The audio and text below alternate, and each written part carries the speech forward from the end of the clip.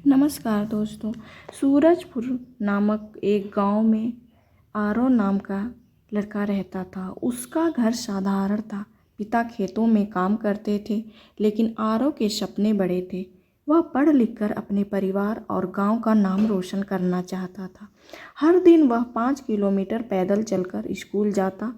बरसात हो या धूप, वह कभी स्कूल नहीं छोड़ता। कई बार रास्ते में थक जाता, लेकिन खुद से कहता, आज थोड़ा आगे बढ़ूंगा, कल और आगे। एक दिन उसके दोस्त मोहन ने कहा, इतना पढ़कर भी क्या करोगे? हमें तो वही करना है जो हमारे माता पिता करते हैं। आरव ने शांत होकर जवाब दिया, अगर कोशिश ही न करें तो हमें कभी पता नहीं चलेगा कि क्या बन सकते हैं। स्कूल में भी चुनौतियां थीं, किताबें कम थीं, शिक्षक सीमित थे, लेकिन आरव मेहनत से पढ़ता रहा। जब उसे कुछ समझ नहीं आता तो वह खुद खोजता, दूसरों से पूछता और हार नहीं मानता। कुछ समय बाद उसके पिता बीमार पड़ गए। घर की हालत और ख़राब हो गई। माँ ने कहा कि शायद उसे पढ़ाई छोड़नी पड़े, लेकिन आरव ने कहा, माँ, मैं पढ़ाई छोड़ दूँगा तो हमारा भविष्य और मुश्किल हो जाएगा। मैं पढ़ते हुए भी काम कर लूँगा। अब वह सुबह स्कूल जाता और शाम को दुकान पर काम करता। रात को थककर भी किताब खोलता और खुद से कहता, मेहनत कभी बेकार नहीं जाती। उसके शिक्षक शर्मा जी ने उसकी लगन देखी और उससे कहा, बड़ा बनने के लिए बड़े कदम नहीं, लगातार छोटे कदम चाहिए। ये शब्द आरव के जीवन के मंत्र बन गए। आरव ने 10 से पास की, लेकिन आगे की पढ़ाई के लिए पैसे नहीं थे।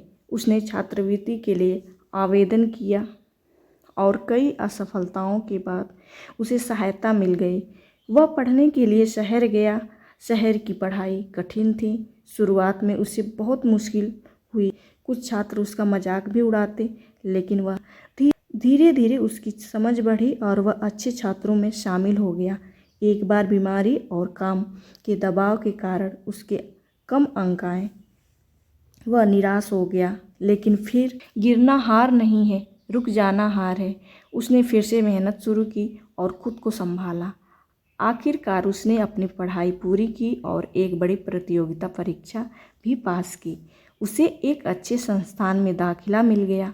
यह उसके जीवन की सबसे बड़ी सफलता थी। जब उसने अपने माता पिता को यह खबर दी तो माँ की आंखों में आंसू थे और पिता की आवाज़ गर्व से भरी हुई थी। कुछ साल बाद आरव अपने गांव लौटा और वहां बच्चों के लिए एक पुस्तकालय और अध्ययन केंद्र खुला। उसने बच्चों से कहा, मैं भी आप ही की तरह इसी गांव से हूँ। अगर मैं कर सकता हूँ तो आप भी कर सकते हैं। यह कहानी हमें यही सिखाती है कि हालात चाहे जैसे भी हों, मेहनत रास्ता बना ही लेती है। सपने देखने का अधिकार सबको है। बड़े बदलाव छोटे छोटे लगातार कदमों से ही आते हैं।